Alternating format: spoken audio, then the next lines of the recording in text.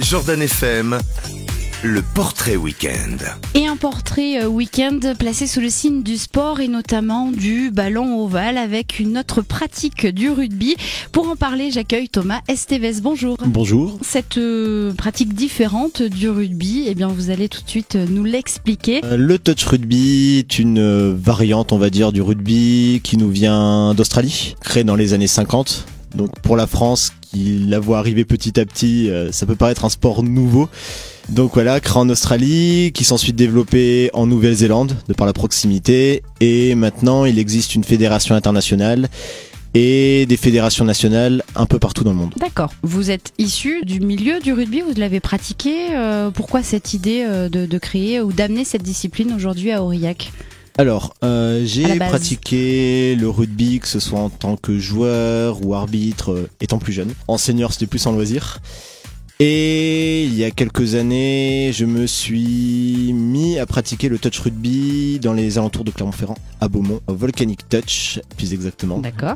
Je me suis mis à pratiquer le touch rugby à la base en loisir, pour découvrir un peu cette discipline issue du ballon ovale. Et petit à petit, me laissant gagner par la passion de ce sport, je me suis mis à faire de la compétition jusqu'à arriver en sélection espagnole, de par mes origines. D'accord. Donc à disputer des Coupes d'Europe et jouer contre l'Angleterre, l'Irlande, la France. Ouais, donc la vraie compète.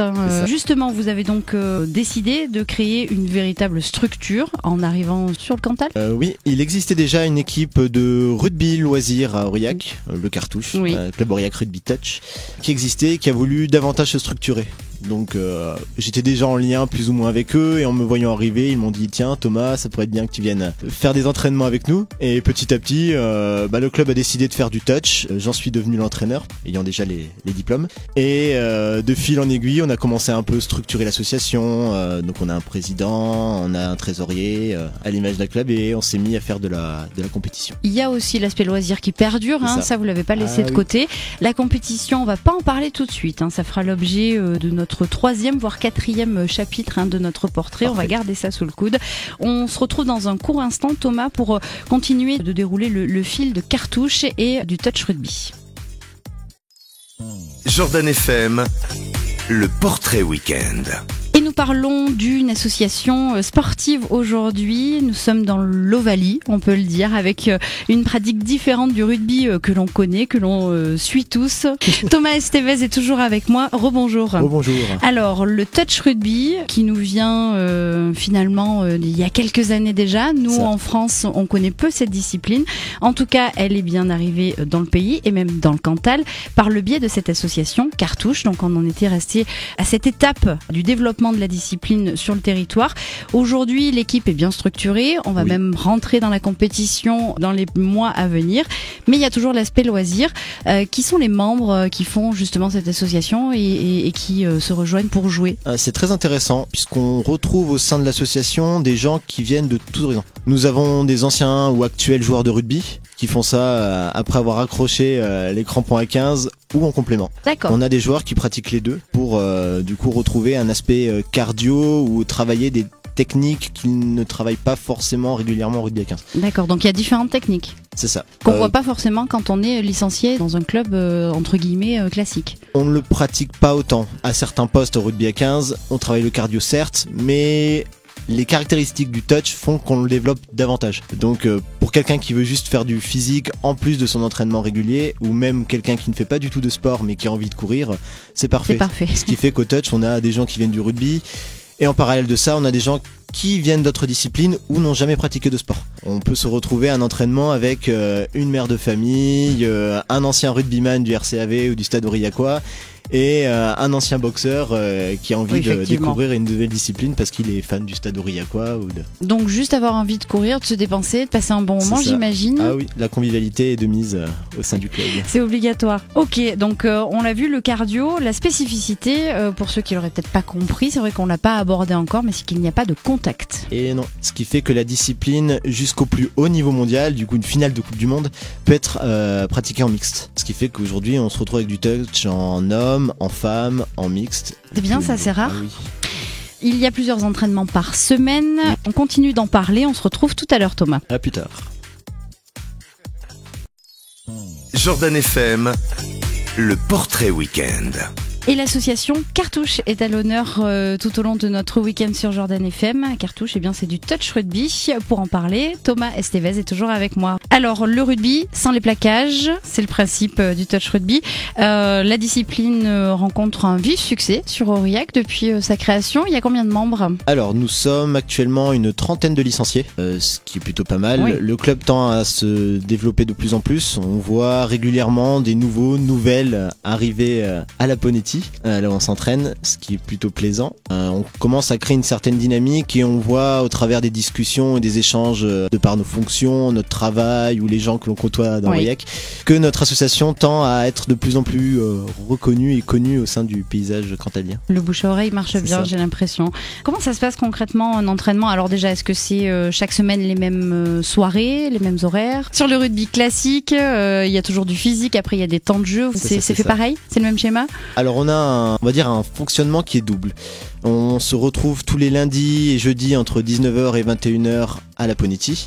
Comme notre association est ouverte à tous et à toutes et qu'on a à la fois des gens qui sont plus portés vers le loisir et d'autres plus sur la compétition, on décompose. On fait un premier temps d'entraînement qui va être basé sur des petits jeux pour s'échauffer. C'est très convivial, très ludique. Des fois, certains viennent avec leurs enfants, donc même les enfants participent. Après vient la partie plus jeu, opposition. On fait deux équipes, tout le monde se mélange et on joue. Les compétiteurs abaissent un peu leur niveau. Ceux qui courent vite, vont ralentir un peu l'allure.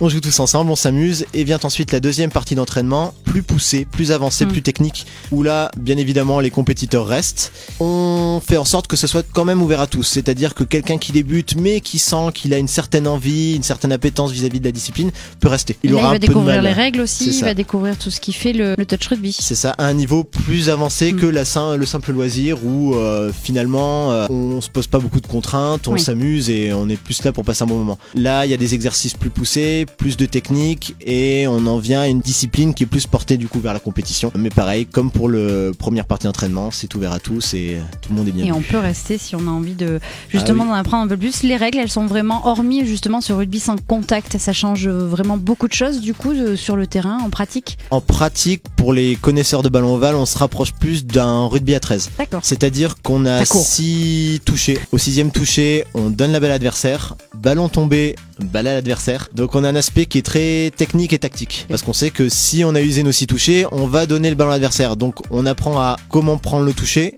où le prendre et les stratégies qu'on peut mettre en place. Donc ça mène une certaine réflexion qui fait que même sans avoir pratiqué du rugby avant, mais avec un peu de jujette, savoir où se placer, on arrive à combler le manque qu'on peut avoir au départ, entre guillemets. Si on n'est pas dans le physique justement, ou pas dans la passe de 40 mètres.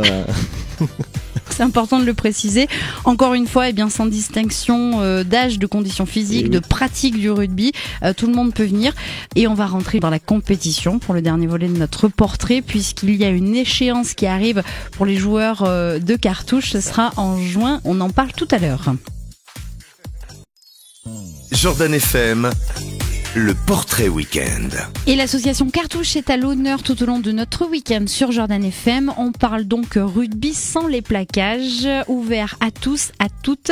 On est toujours en compagnie de Thomas Estevez. Alors on va parler de la compétition. On a vu l'aspect loisir de la pratique. Et bien maintenant on va parler le sport, la compète et surtout cette échéance qui arrive au mois de juin. C'est un petit peu comme des championnats de France. Les phases finales du championnat de France. Carrément. Le top 10. Alors vous n'êtes pas arrivé comme ça en claquant des doigts, Il y a eu déjà de la compète avec des affrontements avec d'autres clubs. Expliquez-nous un petit peu ce parcours. Comme on le disait auparavant, nous avons commencé à pratiquer de la compétition au sein du Cartouche, ce qui nous a amené à faire des premiers tournois l'année dernière et à poursuivre du coup cette saison avec pas mal de déplacements à Montpellier, à Lyon, à Clermont-Ferrand et ça nous a amené à jouer contre des clubs de partout en France. Nous avons joué contre Strasbourg, contre Colmar, Lyon, Vauclin-Savoie, Clermont-Ferrand, contre plein mal de clubs à travers la France. Et le club a eu d'assez bons résultats par le fait qu'il soit assez nouveau, ce qui est plutôt encourageant. Notre statut de club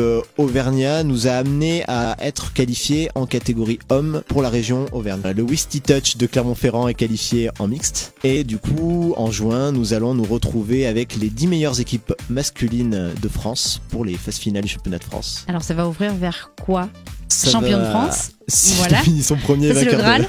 Et après? Là, cette année, notre manque d'effectifs féminins fait que nous sommes positionnés en hommes. À terme, nous aimerions que le club joue en mixte. C'est ce que nous mettons en avant à travers notre communication, à travers nos échanges, à travers ce qu'on veut proposer même aux entraînements. On voit qu'il y a de plus en plus de filles qui commencent à nous rejoindre. La semaine dernière, 3 nouvelles sont arrivées, plus celles qui étaient déjà là. Donc on commence à avoir un petit effectif féminin qu'on n'avait pas en début de saison. Donc c'était difficile pour nous de nous placer en mixte. Donc on a joué en homme. À terme, du mixte. Et si l'effectif le permet, pourquoi pas les deux, on ne sait jamais.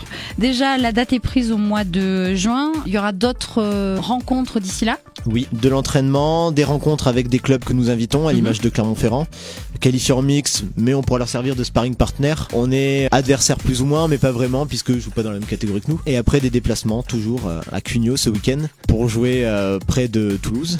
Et après, voilà, recevoir des équipes, continuer à faire des stages entre nous et en parallèle, toujours développer notre pratique. Il y a quand même cette part d'engagement. Une fois qu'on décide de sortir de la phase loisir, faut savoir dans quoi on s'engage aussi, c'est-à-dire qu'il y a des déplacements le week-end. C'est ça. Il y a en tout cas l'aspect loisir qui est là, qui vous accueille tout au long de la semaine, avec donc les lundis et les jeudis les entraînements.